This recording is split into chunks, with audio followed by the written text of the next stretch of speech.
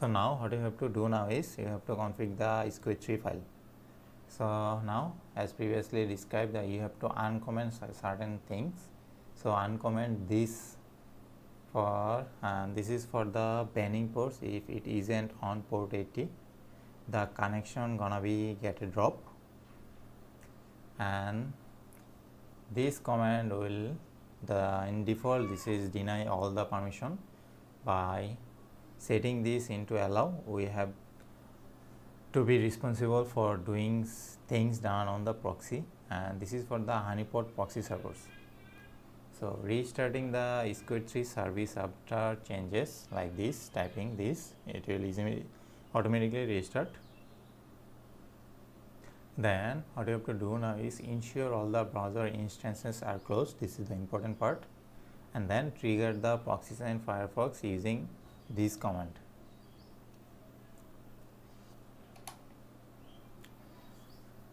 Now what you have to do now is sniffing your proxy server. So on the same server instance, we start sniffing by installing tshark, and most of the Linux distributor has a tshark pre-installed, like Kali Linux has all of those pre-installed. So, or if you don't have any pre-installed, just type this command, install tshark, it will automatically install.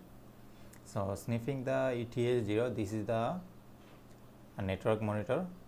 So ETH0 means wired network, and this is the wired network. This will vary from machine to machine, because you may have like ETH1 or WLAN 0 or WLAN 1, something like this. So make sure you check your own one.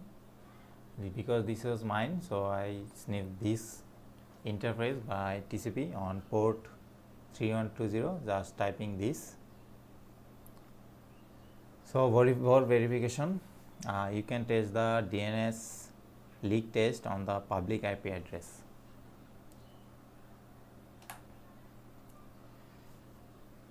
Now we are going to set a pipe from the server to our local machine. So we are going to stream the traffic to the machine over SSH and push it to the Wireshark for the monitoring. So on the DigitalOcean instance, just install this Wireshark. Most of the, as usual, as previously told, most of the Linux distributor has a Wireshark pre-installed. So it's better to use the Kali Linux, because Kali Linux has all the tools, penetration or attacking, all tools are pre-installed.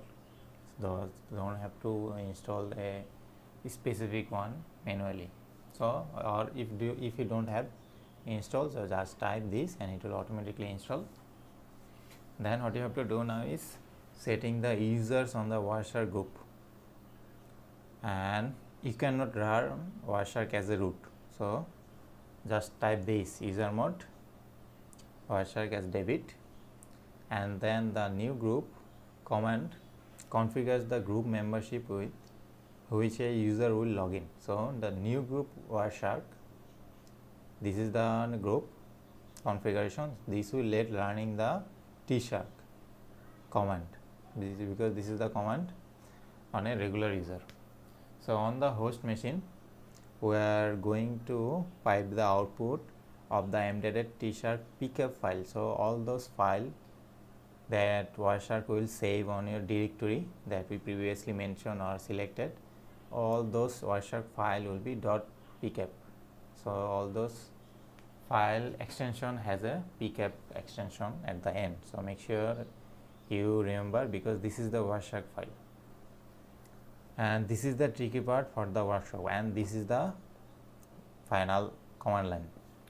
So let me define. So as you know, Wireshark is the Wireshark command, as you all know, and -i, it is the interface, and -i does not necessarily a network interface.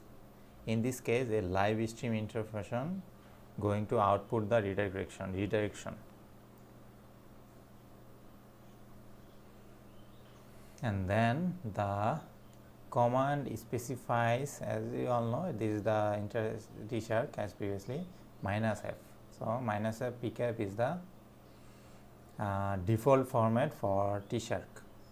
Then -w for writing, it's defined as the writing on the standard output.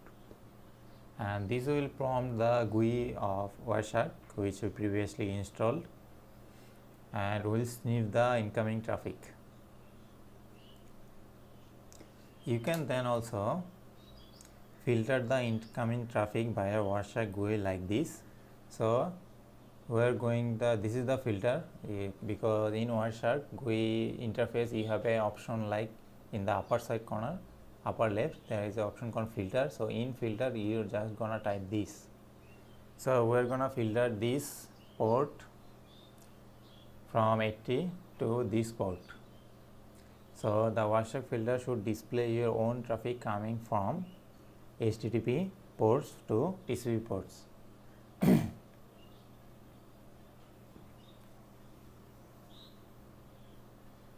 So that's how you use a proxy to sniff or monitor traffic, and this is the way for the filtering. This is the part of filtering. So in summary, how do you learn? So we learned that the person who controls the proxy server can see all the sites that you are visiting, all the places that you are going, log all of your traffic information, and many more that you cannot even imagine. Many source IP addresses on 3128 port, as this port that we are used will be your home router. Someone can look at your router and access it, because most of us use the default router setting, because most of our router setting has admin as username, admin as password, like in my TP-Link. So make sure you change your router default password, and it's a must, I guess. I will say it's a must for every penetration tester, because someone can look at your router and access it, and they can do a lot of things that you cannot even imagine. They can change the DNS server, monitor all the URLs that you requested, and your PC can be placed on DMZ on the router, and many things. And you cannot see the encrypted data easily, and at the end the anonymity is a relative on all of this. So that's how you set up your proxy server and monitor the traffic.